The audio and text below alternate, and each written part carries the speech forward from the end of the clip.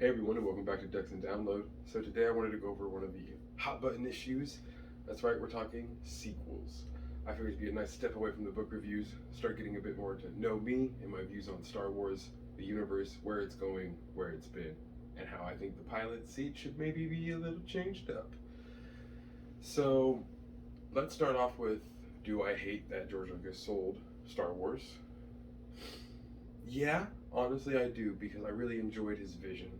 I understand why he did it, and I really hope that we can start to quell all that toxicity that led to people like the actor behind Anakin in Episode One, George Lucas himself wanting to make the sequels, and now Finn and Rose. There are a lot of characters who just don't like to come back to Star Wars because of the toxicity of the fan group.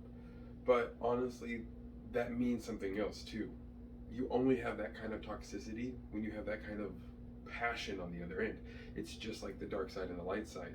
Yes, with the Jedi and the great fans who are here to help bring people in and teach them all the ways and really show them the universe, there are the other side who have such a horrific love for what Star Wars means to them that they don't like the idea of giving it up, and they can't stand the idea of letting someone else have the reins. Sadly, it's going to happen. With love comes great loss, and with great fear of loss comes great power. And man, do we all know that the trolls can be some of the loudest voices out there. But kind of back off of my soapbox and onto the sequels.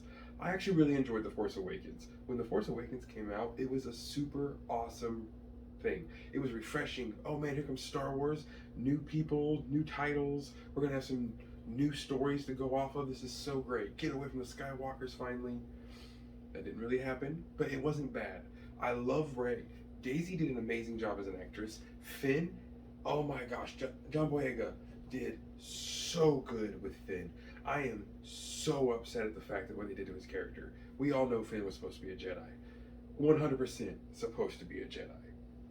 That's what he was going to tell Rey. We all know that's what he would have ended up telling Rey.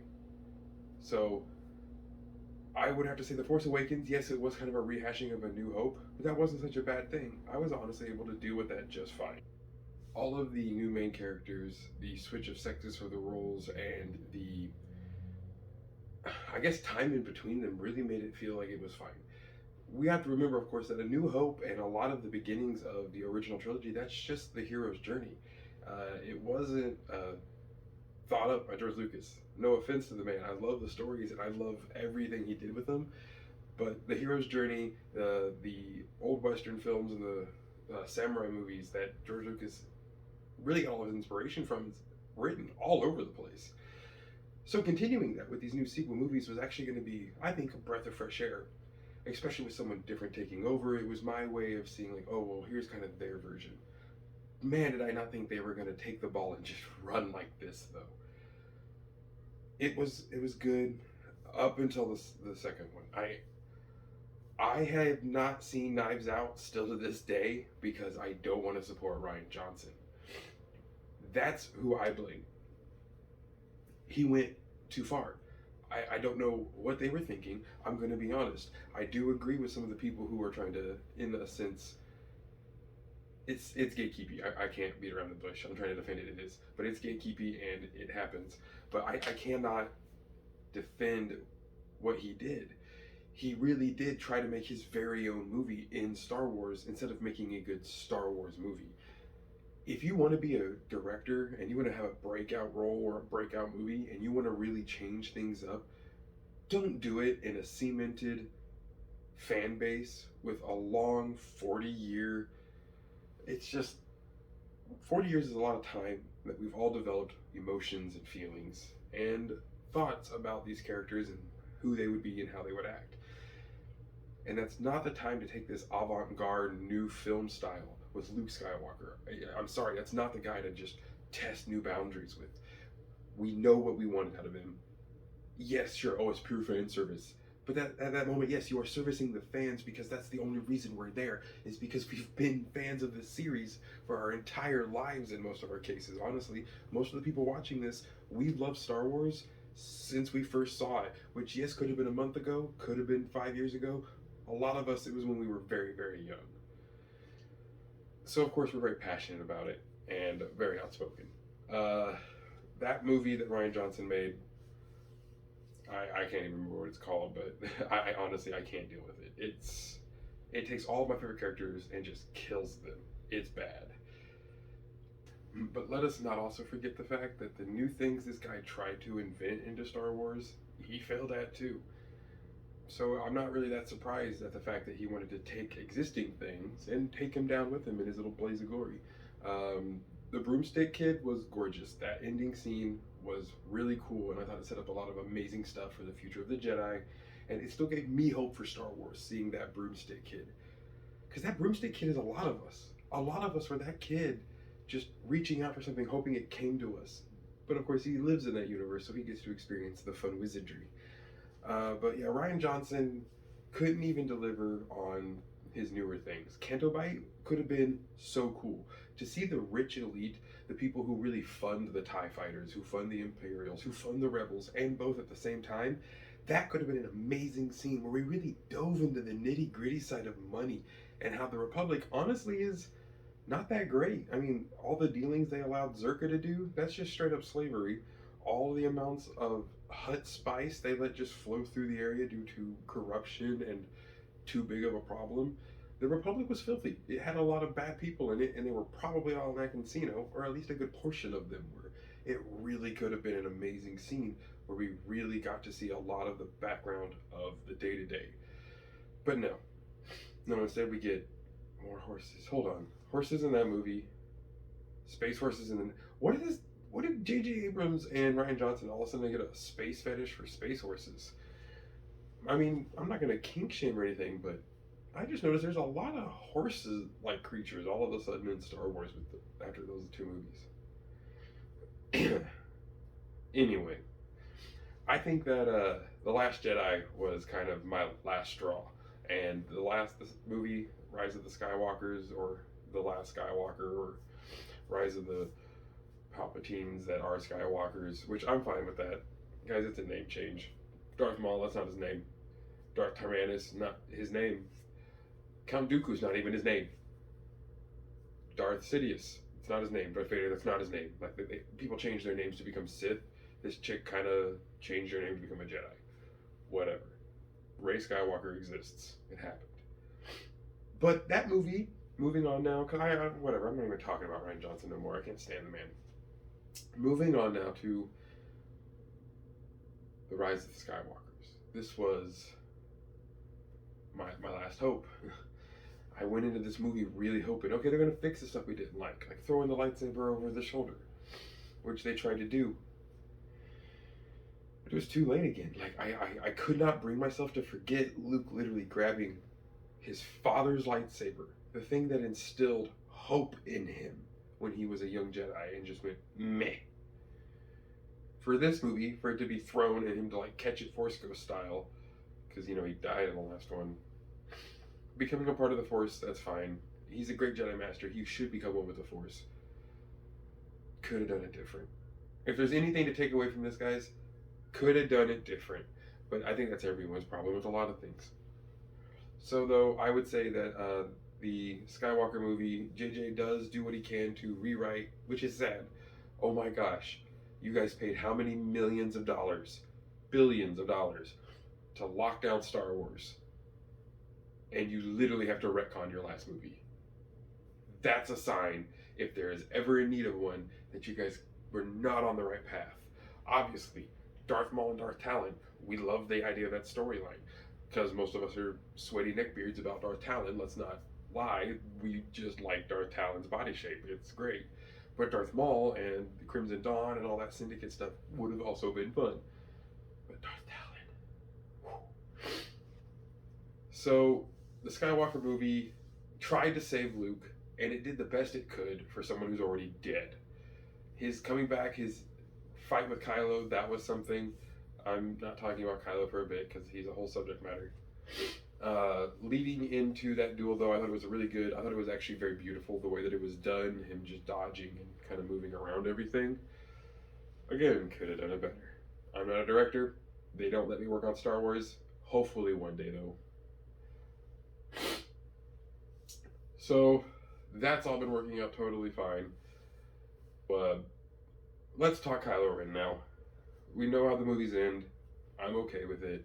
They ended. That's the best part of them. They're over. It can't hurt me anymore. I hope. Oh God, the other movies that might be made though. Positive thoughts. Let's put it in the universe. Positive thoughts. It's gonna be good. I'm so excited for the Kenobi series, guys. Things are gonna get better. Mandalorian, amazing. Boba Fett, I enjoyed the hell out of it. Things are gonna get better. They're listening to us finally.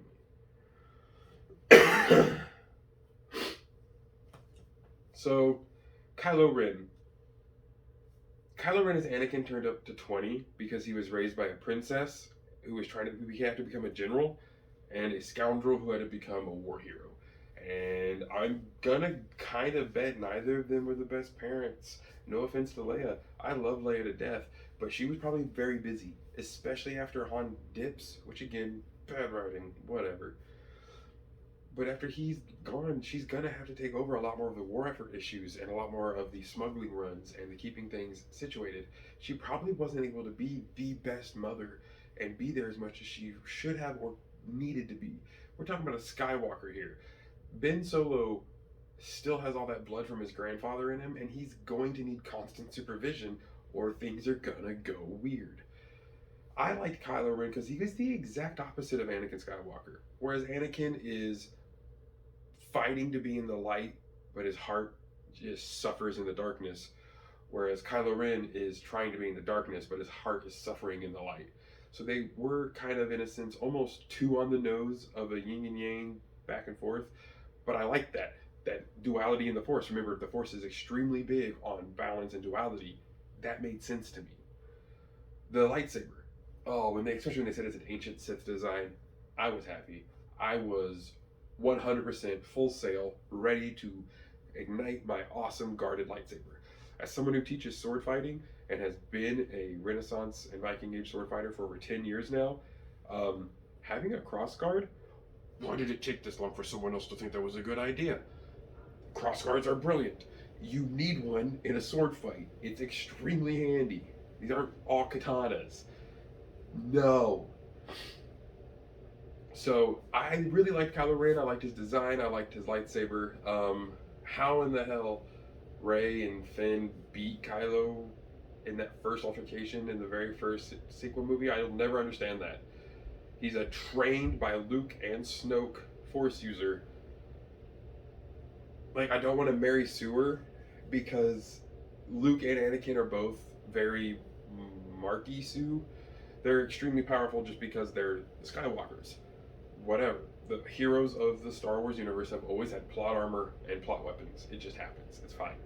But this was a bit much. This is a well-trained Sith now taking on a ex-stormtrooper with no training and a girl who has waved it around for 3 seconds, maybe a week in space flight time. That's nothing. He should have mopped the floor with them. Pure luck is not going to win out. This is, the Force, which is the best plot armor in the entire world because it's exactly what we're here for. We're here to watch the Force balance this galaxy that it keeps throwing into turmoil. So, I really, I'll give it this too. Another scene I really enjoyed. So we have the broomstick kid scene. I really liked that one. We have the Force dyad stuff. I honestly really enjoy the Force dyad, and I liked the relationship it built between Rey and Kylo, which should have been continued upon. Honestly, in the last movie, when they should have said, like I fell, so shall you, and Palpatine yeets a Skywalker into a hole, I thought that was hilarious, and I really enjoyed it. Palpatine coming back. Kind of always saw it coming. Dark Empire, like a lot of us were very certain it was going to be Palpatine again. They did it. So weird. So weird. Like, you have to read the comics to understand why Palpatine is actually that powerful. The movies did such a bad job of explaining things that you really need to read the comics. I highly recommend the Darth Vader comics. They tell a lot of really good story about Palpatine and Exegol. But you shouldn't have to read that. But you should. It's fun. So, Sidious's super lightning was cool. Whatever. I really thought it was dope, though. All those Sith acolytes and how the whole place starts to crumble when Rey pushes everything back. Yes, there should have been Force ghosts. The voices was a good touch. Could have been better. Again, I would have done it differently. Another scene I really liked. I really liked it. I should say the acting on Han Solo's death. I thought it was, again, it needed to happen. As being the only Skywalker to really have his parents around, Ben Solo had to have loss, but he knew he needed to create it. So he had to kill his own dad. I thought that scene was powerful. Then when they almost killed Chewbacca, when Rey force lightnings, which was when I was 100% like, oh, she's about to. When Rey force lightnings that shuttle thinking she kills Chewbacca, that scene was amazing. But anytime we see some dark side powers rip out of a Jedi, I am so on board. Mighty falling thing is, oh, chef's kiss. Love it. So, in a sense, if you can kind of tell, I'm wishy-washy on the sequels. I don't like the middle one because I think Rian Johnson purposely tried to be different when he just needed to make the thing. I'm not too fond of JJ's comments about prequel fans because, bro, when you are gifted the ability to make Star Wars content, it is your right, but it is also your obligation to do so with love and compassion for your fellow fans. And if you don't agree with that, don't be on my channel. Period. So, rambling now aside, I really did enjoy certain aspects of the sequels, but I think overall they could have been rewritten a bit, and I think they really need, honestly, to either redo them, which I doubt, or they really need to dive more into it and make me care more about Rey. Sadly, we're not going to get Finn back because he got screwed so bad. Don't blame John Boyega whatsoever in that, but we all know we got robbed from Finn being a Jedi, and Kylo Ren's badass. I don't care what anyone says. Kylo Ren's pretty cool.